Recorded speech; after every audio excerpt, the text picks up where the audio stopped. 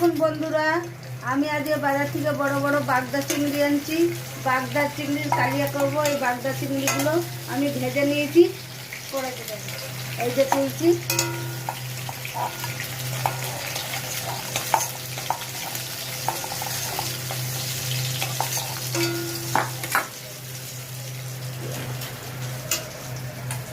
এই যে তেল দিলাম আর একটু, ওই তেলে দিয়ে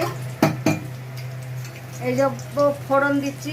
দালচিনি, লবঙ্গ, জিরে, তেজপাতা, শুকনো লঙ্কা, ওগুলো হয়ে গেলে পেঁয়াজ বাটা দিচ্ছি।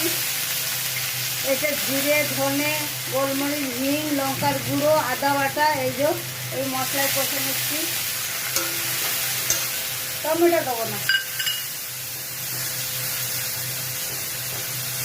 ভালো করে কষে নিয়েছি। যে যেরকম ঝাল খাবেন দেবেন। আর এই জলটা দিয়ে দিলাম, দিয়ে এই কষলাম। কষে এতে এই চিংড়ি মাছ দিলাম।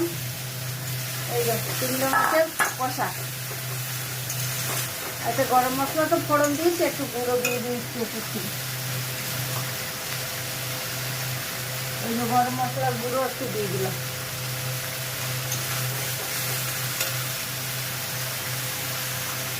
একটুখানি জল দিচ্ছি, একদম শুকনো হয়ে গেছে। এটা দিচ্ছি, কি সুন্দর চিংড়ি মাছের কষা।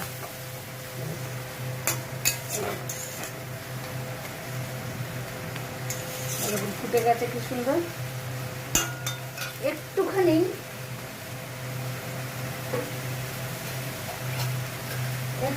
আমি চিনি দিচ্ছি, এতে টেস্টটা ভালো হবে।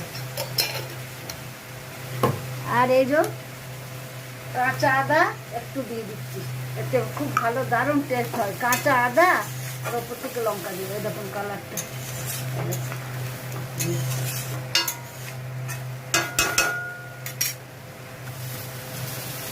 চিংড়ি মাছের কালিয়া, এটা গরম ভাতে খাবেন, খুব সুন্দর লাগবে। এই আমি পাত্রে ঢালছি। এগুলো খালি দেখুন চিংড়ি মাছটা কি সুন্দর হয়েছে। চিংড়ি মাছের কষা, চিকেন কষা, এটা চিংড়ি মাছ কষা।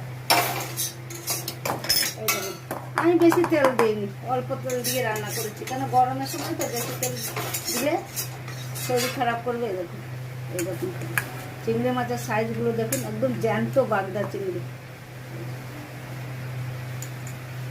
এরকম গরম ভাতে খাবে।